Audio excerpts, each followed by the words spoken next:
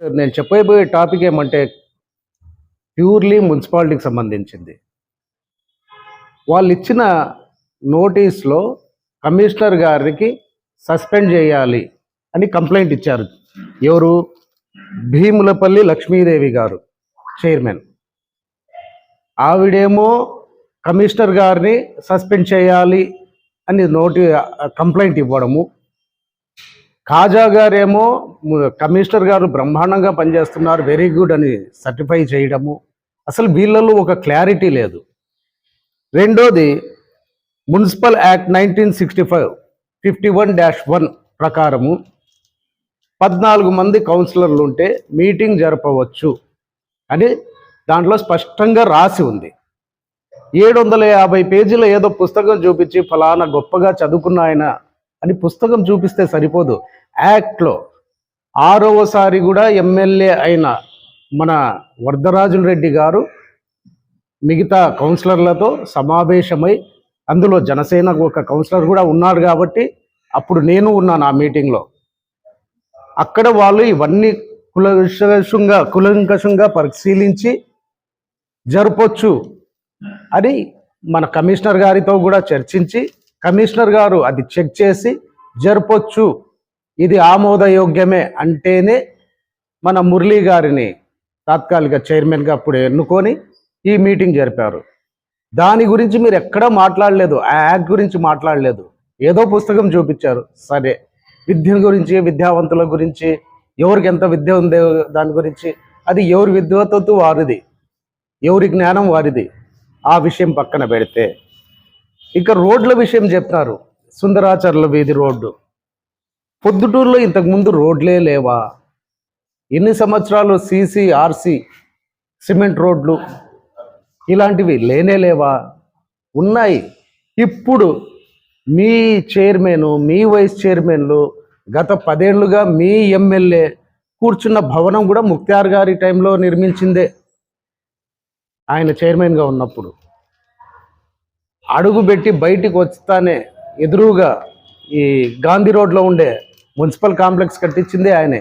ఇలా చెప్పుకుంటూ పోతే అభివృద్ధికి సంబంధించిన భవనాలన్నీ విఎస్ ముక్తార్ గారు కట్టించినటివే అంటే మున్సిపల్ నిధులతో ఆయన చైర్మన్గా ఉన్నప్పుడు. ఇలా చెప్పుకుంటూ పోతే చాలా ఉన్నాయి. అయితే ఈ యాక్ట్ గురించి ముఖ్యంగా బహిరంగ చర్చకు సిద్ధమే. జరపొచ్చా లేదా అనే విషయం అదే మున్సిపాలిటీలో కమిషనర్ గారి ముందే కూర్చొని చర్చిద్దాం.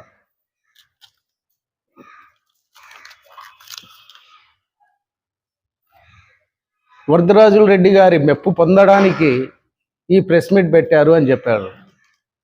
విఎస్ఎం అనేది ఒక బ్రాండ్. ముక్తార్ గారు ఆల్రెడీ ఒక పెద్ద నాయకుడు ప్రొద్దుటూరులో. ఆయన కొత్తగా ఈరోజు మెప్పు పొందాల్సిన అవసరం లేదు. ఆయనకు అనుభవం ఉంది కాబట్టి, 5 సార్లు కౌన్సిలర్ అయ్యారు కాబట్టి, అదే చైర్మన్గా కూడా చేశారు కాబట్టి ఆయన లోతుపాట్లు తెలుసుకొని వివరంగా వివరించారు. ఇక అభివృద్ధి అనే విషయంలో లైబ్రరీలను, సచివాలయాలు చేసిన ఘనత మీదే. అమృతానగర్లో మైనార్టీలకు వసతి గృహాలు అంటే హాస్టల్స్ అంటాం కదా, బాయ్స్ అండ్ గర్ల్స్ హాస్టల్స్ను వాటిని హాస్టల్స్గా వాడకుండా సచివాలయాల కోసం వాడిన ఘనత కూడా మీదే.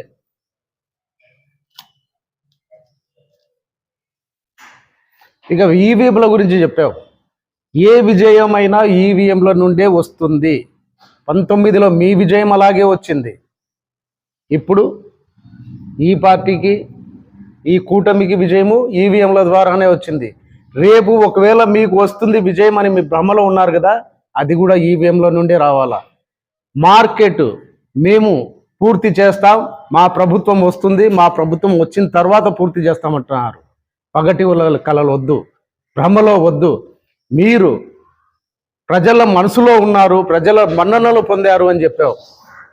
మీరు ప్రజల మన్ననలు పొందింటే 11కే ఎందుకు పరిమితం చేస్తారు? మా ఎమ్మెల్యేని మాజీని చేసి ఎందుకు ఇంట్లో కూర్చోబెడతారు?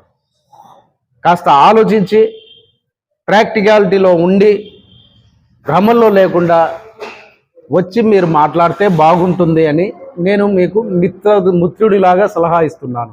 శ్రీ కారంజ నరసింహ కాలనీ ప్రొద్దుటూరు సెంటు కేవలం 1,20,000 మాత్రమే. రామేశ్వరం జగనన్న కాలనీ ప్రక్కనే. వెంటనే ఇంటి నిర్మాణానికి అనువైన స్థలం. మీ పెట్టుబడి అతి త్వరగా రెట్టింపు. పచ్చని చెట్లు, ఆహ్లాదకరమైన వాతావరణం, చుట్టూ డైమండ్ మెష్ ఫిన్సింగ్ గేట్. వేగంగా అభివృద్ధి చెందుతున్న 7,000 నిర్మాణాలు జరుగుతున్న 220 ఎకరాల జగనన్న కాలనీ ప్రక్కనే 30 అడుగుల రోడ్డు. ఉత్తర, దక్షిణ, తూర్పు, పడమర ఫ్లాట్లు. స్పాట్ రిజిస్ట్రేషన్ చేసుకున్న వారికి 5% డిస్కౌంట్. ఒకే వ్యక్తి 25 సెంట్స్ కొంటే 5% డిస్కౌంట్ మరియు ఉచిత రిజిస్ట్రేషన్. రామేశ్వరం థర్మల్ బైపాస్ నుండి కేవలం 5 నిమిషాల దూరం మాత్రమే. త్వరపడండి, పరిమిత ఫ్లాట్లు మాత్రమే కలవు. Shri Karanja Narasimha colony. Phone number 8121153383.